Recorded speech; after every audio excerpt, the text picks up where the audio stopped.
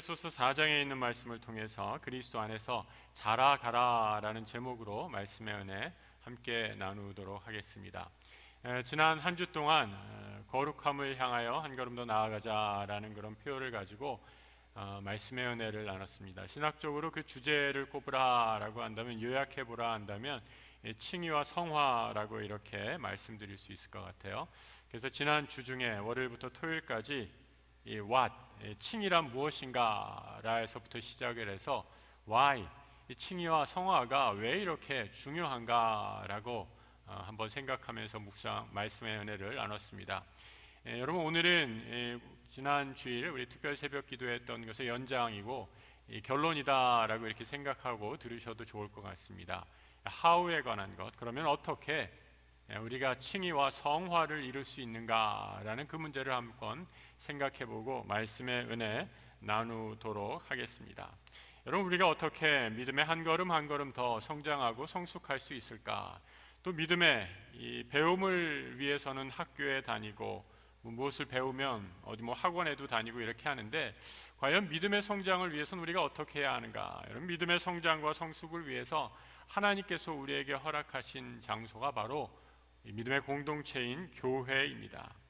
그럼 교회, 여러분은 어떻게 정의하시겠습니까? 교회가 세상과 다른 점, 세상의 수많은 모임, 조직, 단체와 다른 점 꼽으라라고 한다면 수도 없이 여러 가지로 열거할 수 있을 것입니다.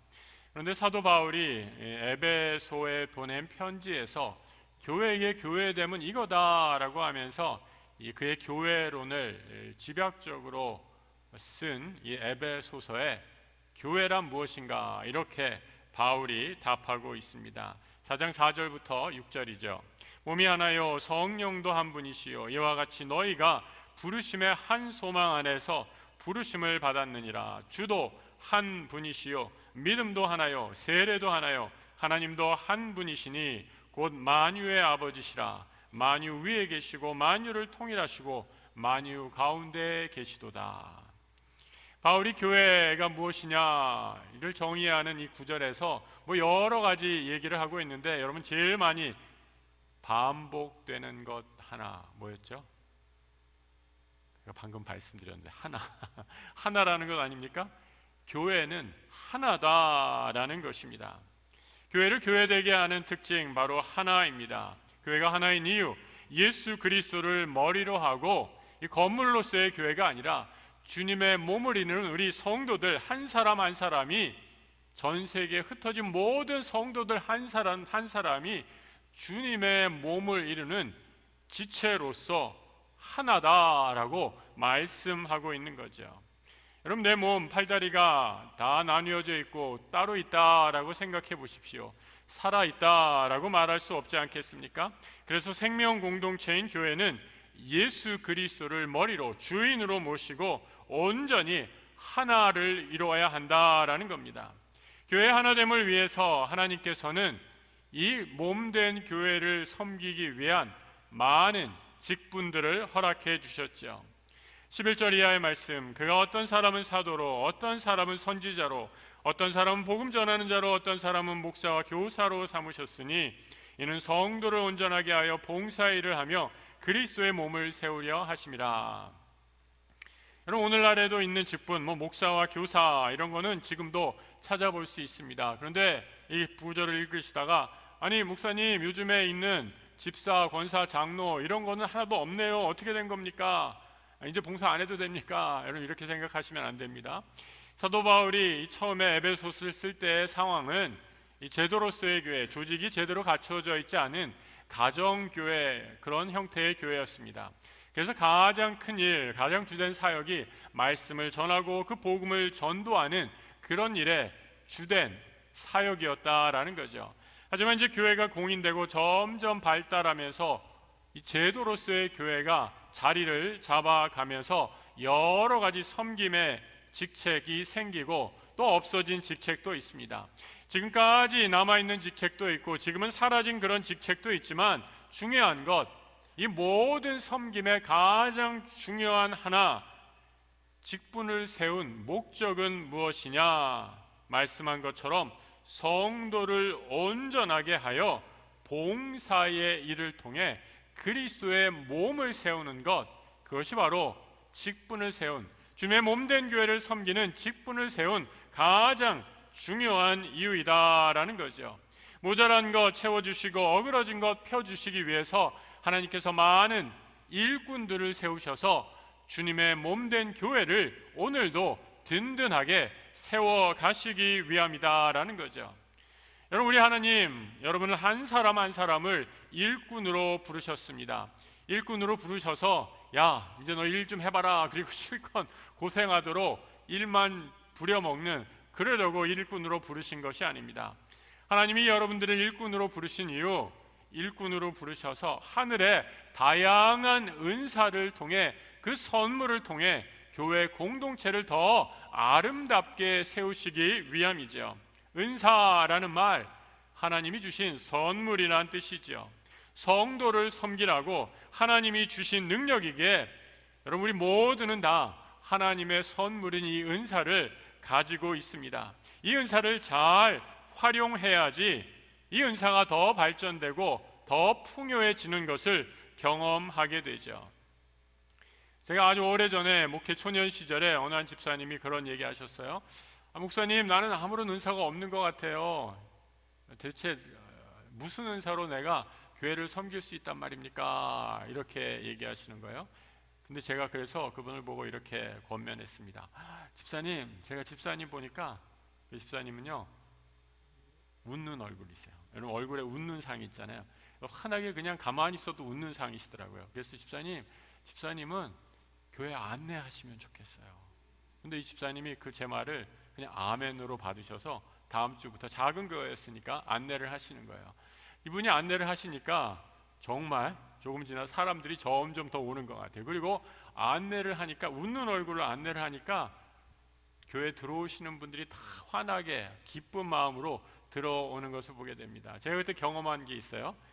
이 전도지 100장 나눠주는 것보다 웃는 얼굴로, 우거지상으로 이렇게 하고 사람 맞이하는 것보다 웃는 얼굴로 사람 맞이하는 것이 더 큰 효과가 있다라고 깨달았습니다. 그래서 제가 막 집사님 보고 칭찬했더니 그 집사님 하시는 말씀이 더 재밌어요. 아이 뭘요, 그냥 생긴 게 이런 건데 이런 말씀하시더라고요. 그야말로 하나님이 주신 생긴 그대로 은사를 활용하는데 교회를 위해 사용하여지니 하나님이 그 작은 것으로도 영광 받으시더라라는 겁니다. 여러분, 우리 교회를 한번 살펴보시기 바랍니다. 우리 교회에 이런 다양하고 귀한 은사를 가지신 분들 얼마나 많이 계신지 모릅니다. 제가 아는 어떤 분, 누구라고 말씀은 안 드리겠습니다. 그런데 늘 섬기기를 좋아하셔서, 누가 부탁한 것도 아닌데 늘 전화로 서로 안부 엽죽고 음식 생기면 서로 나누고, 이 나눔의 은사를 통해서 교회를 든든히 섬기는 분 보게 됩니다. 얼마나 감사한지 모릅니다. 또 주중에는요, 지난 주중에 제가 얘기도 하는 거 아닌데 한 집사님이 전화하셨어요. 목사님, 주중에 설교 듣고 제가 뭐 하나 해야겠다. 제가 따로 부탁드린 것도 아닌데, 그래서 사람을 모으셔서 몇 분이 기도원에 올라가셔서 기도원에 있는 풀 다 베고 오셨다라는 거예요. 여러분, 비온 직후여서 얼마나 이 키가 웃자랐는지 모르는데 한 몇 분이 가셔서 그 기도원에서 노력 봉사를 하고 돌아오시는데 이런 말씀하시더라고요. 목사님, 하나도 힘들지 않게 기쁘게 섬기다 내려왔습니다. 제가 그 말 듣고 얼마나 더 기쁘고 감사했는지 모릅니다. 잘 챙기시는 분, 챙기는 은사로, 또 봉사를 통해서 몸으로 섬기는 분들도 계시고요. 또 제가 아는 어떤 분은, 목사님, 저는 무뚝뚝해서 사람들 앞에 서면 떨리고 그런 거 잘 못하는데 제가 잘하는 거 하나 있어요. 저는 하나님이 저에게 돈 버는 은사를 주신 것 같아요. 그래서 제물로 공동체를 섬기겠습니다 라고 하면서 수련회 때마다, 여름 성경학교 때마다 우리 아이들 성경학교로 섬기는 분도 본 적이 있습니다. 여러분, 바울은 우리가 알건 알지 못하건 간에 하나님께서 주신 은사가 다양하고 그 은사를 잘 활용해서 주님의 몸된 교회를 세워가라라고 말씀하고 있습니다. 이 은사를 잘못 활용하게 되면 또한 교회 공동체에 어려움이 생기는 것도 사실입니다. 어떻게 어려움이 생기나? 하나님이 공동체를 위해, 나의 유익을 위해 쓰는 것이 아니라 공동체, 주님의 몸된 교회를 위해 쓰라고 주시는 은사를 나의 유익을 위해 사용할 때 이런 어려움이 생길 수 있다라는 거죠. 바울이 목회했던 교회 가운데 고린도에 세워진 고린도 교회가 있습니다. 고린도 교회에는 참 여러 가지 은사를 많이 가진 사람들이 있었어요. 아까 말씀드렸죠. 여러분, 재물을 많이 갖고 있는 것도 하나님의 은사, 주신 은사입니다. 그런데 재물을 많이 가진 사람 중에 그 재물로 자기의 이름을 드러내려는 사람이 있었습니다. 그러니까 여러분, 어떻게 되겠습니까? 재물이 없는 사람들은 마음이 불편하게 되겠죠. 그래서 그 일로 시험에 드는 교회가 고린도 교회였습니다. 또 어떤 사람들은 성경에 대한 지식이 아주 많았어요. 성경에 대한 지식이 많은데 그 지식을 가지고 하나님 나라를 위해, 교회 공동체를 위해 많은 사람들을 잘 양육하고 돌보는 데 사용하면 좋은데, 이 지식을 내가 이만큼 지식을 가졌다라고 하면서 자랑하는 데 사용하고 말았습니다. 그래서 그 지식이 오히려 교회 분열의 원인이 되기도 했습니다. 또 어떤 것 가지고 자랑했냐?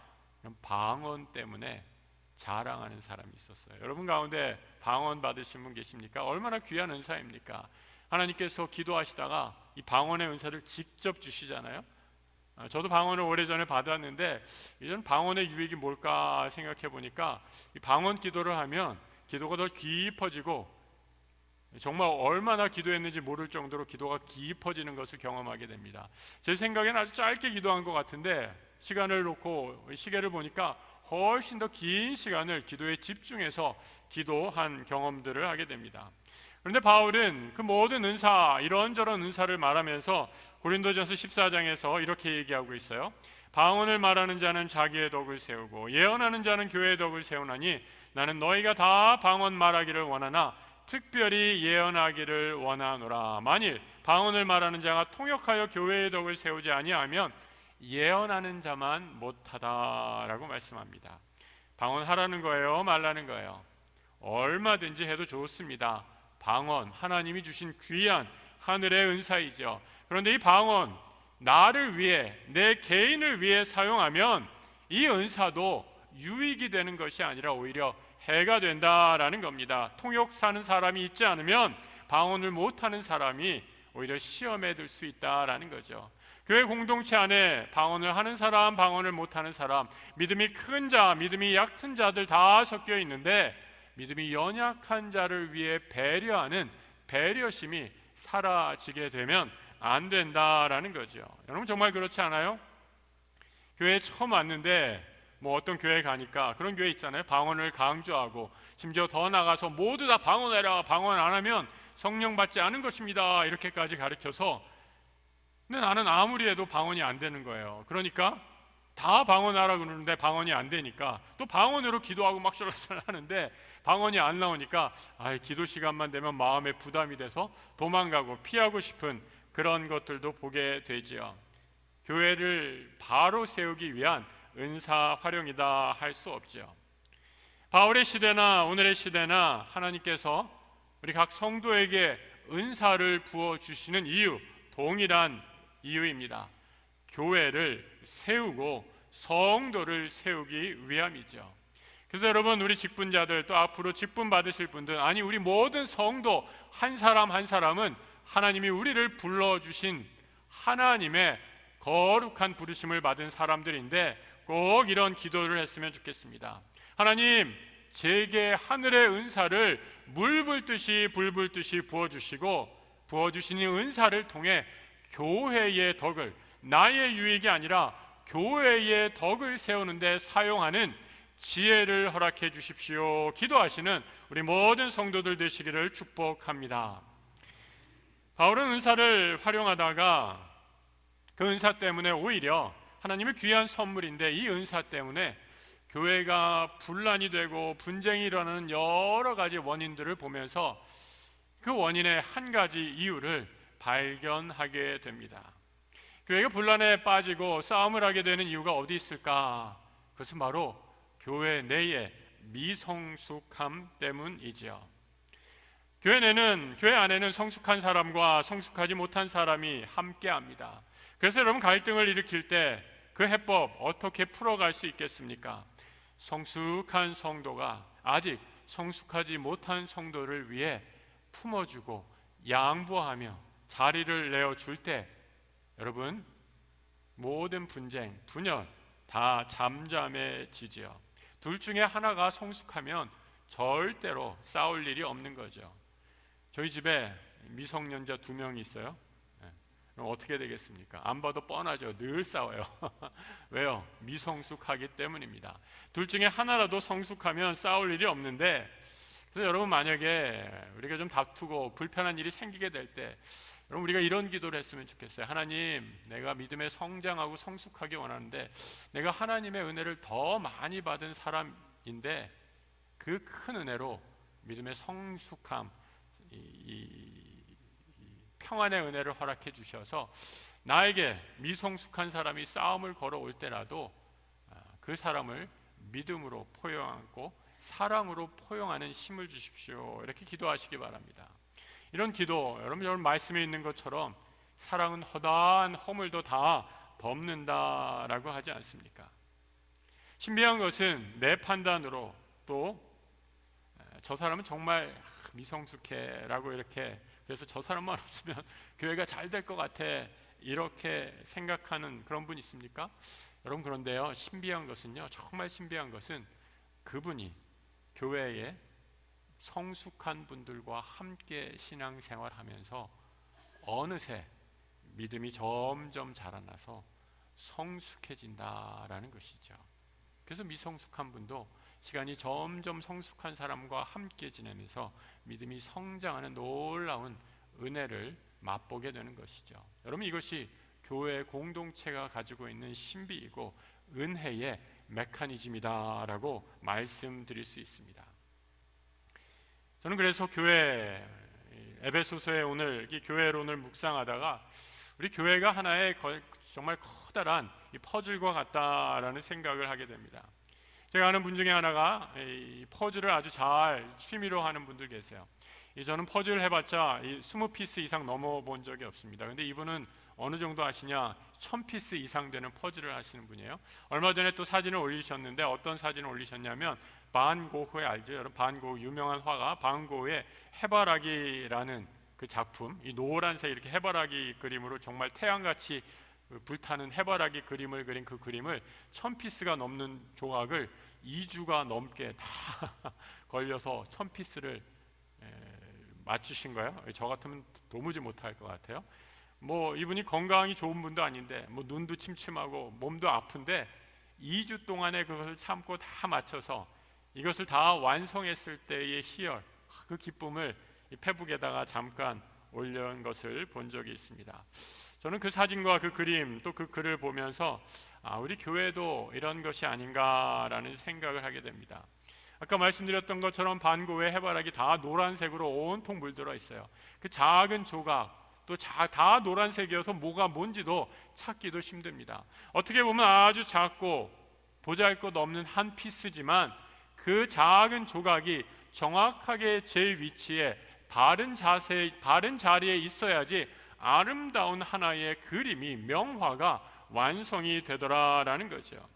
우리 교회도 내가 생각하기에 나의 은사, 내가 교회에 뭘 할 수 있을까 이렇게 생각할지 모르지만 성도 여러분, 절대 그렇지 않습니다. 주님의 몸된 교회는 여러분이 가지고 있는 그 작은 은사, 여러분도 미처 발견하지 못한 그 작은 은사를 꼭 필요로 합니다. 우리 주님의 몸된 교회, 아름다운 교회는 그 작은 조각을 통해서 하나의 완성된 그림이 그려지기 때문이죠. 코로나로 인해, 더운 여름으로 인해 여러분 그동안 우리가 얼마나 움츠려들고 힘든 시간을 경험했습니까? 이제는 더 힘을 내야 할 시간입니다. 예수 안에서 하나님 우리를 하나인 주님의 몸된 교회로 불러주셨습니다.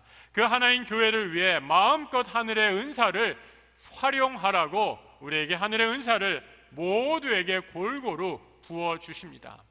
여러분, 이 은사의 신비다라고 말씀드릴 수 있어요. 봉사하면 할수록, 드려지면 드려질수록 더 풍성하고 더 다양하게 개발되는 것을 보게 됩니다. 여러분이 가지신, 이미 주신 은사, 또 앞으로 주실 은사를 마음껏 활용해서 하나님의 놀라운 구원의 몸된 교회를 섬기시는 우리 모든 성도들 되시길 주님의 이름으로 축복합니다. 바울은 우리에게 주신 이 수많은 은사, 다양한 은사를 주의 몸된 교회를 위해 섬길 때 한 가지 목표를 이렇게 제시해 주고 있습니다. 오늘 본문 15절로 16절 말씀 같이 한번 한 목소리로 읽어 보겠습니다. 오직 사랑 안에서 참된 것을 하여 범사에 그에게까지 자랄지라. 그는 머리니 곧 그리스도라. 그에게서 온몸이 각 마디를 통하여 도움을 받음으로 연결되고 결합되어 각 지체의 분량대로 역사하여 그 몸을 자라게 하며 사랑 안에서 스스로 세우느니라. 하나님께서 주신 은사, 작고 보잘것없이 내 스스로 여긴다 할지라도 하나님을 위해 감사와 기쁨으로 주님의 몸된 교회를 드리면서, 여러분 또 어떻게 해야 되는 건가? 거듭 말씀드리지만 이 은사 나를 위해 드리는 것이 아니라 교회의 유익을 위해 드릴 때 우리 주님을 바라보며 그리스도의 장성한 분량까지 성장하게 되는 은혜를 누리게 된다라는 것이죠. 말씀과 기도로 늘 하나님과 교제하며 그분의 성품을 닮아가는 사람입니다. 교회 공동체 안에서 서로 섬기며 교제할 때 그리스도를 바라보며 닮아가는 성장과 성숙의 은혜가 일어나게 되죠. 저는 우리 약속의 믿음의 공동체가 이렇게 믿음이 성장하고 성숙한 성도들이 모인 교회 되기를 꿈꾸며 기도합니다. 여러분의 믿음의 성장을 위해 하늘의 은사를 간절히 구하시기 바랍니다. 내 은사가 아직 모르겠어요 목사님, 여러분 이런 생각을 하신 분들 있다면 은사를 개발할 수 있는 아주 좋은 한 가지 팁을 드립니다. 봉사의 자리로 나오십시오. 봉사의 자리로 나오셔서 하나님께, 우리 주님의 몸된 교회를 위해 섬길 때 하나님 여러분에게 필요한 은사를 한량없이 부어주실 것입니다. 그 은사의 자리에서, 섬김의 자리에서 여러분의 받은 은사가 무엇인가 테스트해 보시기 바랍니다. 그러면서 점점 더 내 믿음의 분량이 한 걸음 한 걸음 조금씩 성장하는 놀라운 변화의 역사가 일어나기를 축복합니다. 이런 믿음의 성장과 성숙이 이루어질 때 우리는 오늘날에도 이 힘들고 어려운 여건 속에서도 하나님께서 우리에게 맡기신 구원의 사명, 복음 전파의 사명을 온전히 감당하는 하나님이 기뻐하시는 교회 공동체 될 줄 믿습니다. 이 놀라운 은혜의 역사가 우리 약속의 믿음의 공동체 위에 충만하기를 우리 주님의 이름으로 축복합니다. 함께 기도하겠습니다. 여러분 기도하실 때 우리 한번 이렇게 같이 잠깐 침묵으로 기도했으면 좋겠습니다. 하나님, 그동안 오랜 믿음의 생활하면서 하나님 나라 또 예수 그리스도를 닮아가려는 그 믿음의 열망이 식어졌습니다. 이제 간절히 기도하오니 주님, 예수 그리스도의 장성한 분량까지 자라기를 갈망하는 그 거룩한 소망 우리에게 다시 한번 허락해 주십시오. 말씀과 기도에 더욱더 전념하여서 주님을 닮아가기 힘을 내는 우리 성도들 되게 해주십시오. 그 마음, 그 열정 회복하여 하나님이 나에게 주신 은사, 이 주님의 몸된 교회를 위해 마음껏 발휘할 수 있는 마음 허락해 주십시오. 주님을 믿는 것과 아는 것의 하나가 되어 그리스도의 장성한 분량까지 날마다 믿음의 성장과 성숙을 이루어가기에 섬김의 자리에서, 주님의 몸된 교회에서 우리 믿음의 형제 자매들을 더욱 사랑하며 섬기는 이 귀한 일 감당케 하여 주옵소서. 이 귀한 역사가 오늘 우리에게 일어나기를 간절히 바라는 마음으로 우리 다 함께 기도하도록 하겠습니다. 함께 기도합니다.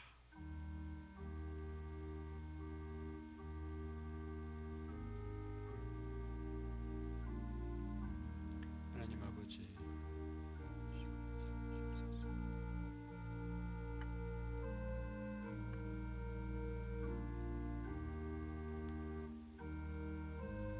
하나님 말씀과 기도 더욱더 주여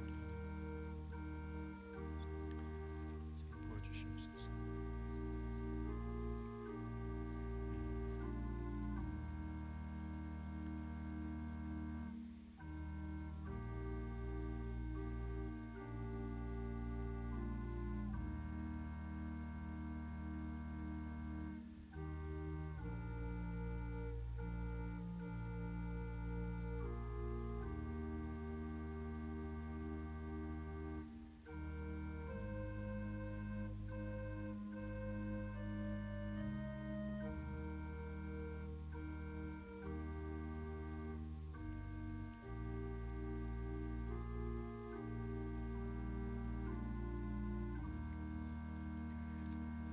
하나님 아버지, 예수 안에서 말씀과 기도로 자라가는 우리 약수의 모든 믿음의 권속들 되게 하여 주옵소서.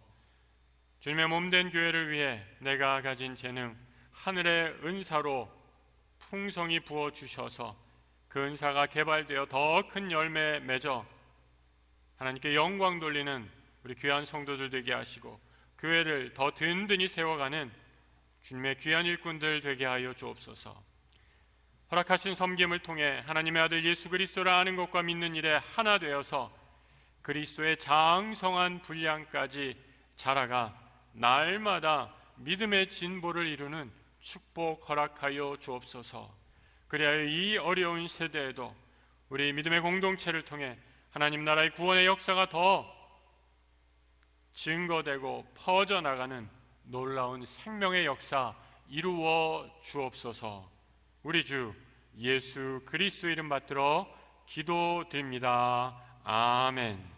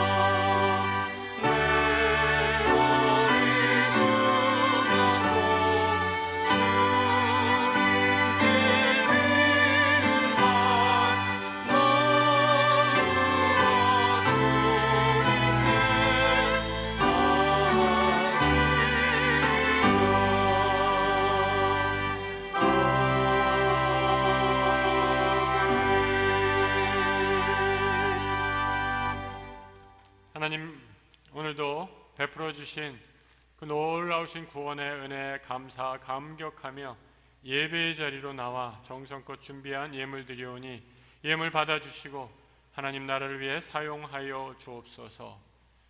하나님 아버지, 우리의 보잘것없는 작은 것까지도 하나님 손에 붙들리게 되었을 때 놀라운 기적의 은혜, 생명의 도구됨을 믿음으로 고백합니다. 우리 삶의 작은 부분, 하지만 우리의 전부를 담아 드리는 믿음으로 받아주시고 이 예물을 통해 하나님 나라가 이 땅 위에 확장되어지는 놀라운 은혜 허락하여 주옵소서. 함께 예물 드리며 간절한 기도의 제목 올려드립니다. 수술 전후에 회복 중이신 성도들, 오랜 투병하고 계신 지치신 성도들, 주님 기억해 주시고 찾아가 주셔서 그 자리에 회복의 은혜 누릴 수 있도록 주님 치유의 광선 발하여 주옵소서. 육체적인 연약함뿐만 아니라 정신적인 연약함으로 힘들어하고 계신 성도들이 있습니다.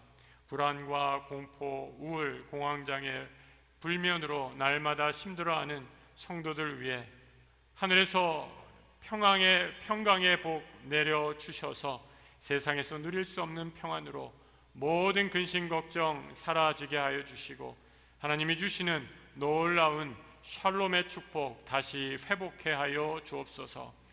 우리의 가정을 위한 귀한 기도의 제목들이 있습니다. 자녀를 향한 하나님 올려드리는 기도의 제목들 들어주시고 응답하여 주셔서 하나님 나라, 하나님 뜻에 합당한 기도 되게 하여 주시고 우리의 믿음의 가정, 그 자녀들이 반석 위에 든든히 선 믿음의 길, 생명의 길로 걸어갈 수 있도록 복 내려주시고 함께하여 주옵소서. 9월 첫 번째 주 총회 주일로 헌금 드립니다. 106회기 총회 9월에 열리게 되는데 주님 그 총회 위에 함께해 주셔서 대한예수교 통합 총회 교단 위에 하늘의 뜻을 보여주시고 교단의 지도자들 더욱더 하나님 앞에 겸손하게 무릎 꿇고 바른 결정을 내려 이 시대에 하나님의 뜻을 온전히 증거하는 우리 통합교단 될 수 있도록 주여 함께해 주시고 은혜 베풀어 주옵소서. 우리의 모든 것 주께로부터 온 것임을 믿음으로 고백하며 우리 주 예수 그리스도 이름 받들어 봉헌 기도 올려드립니다. 아멘.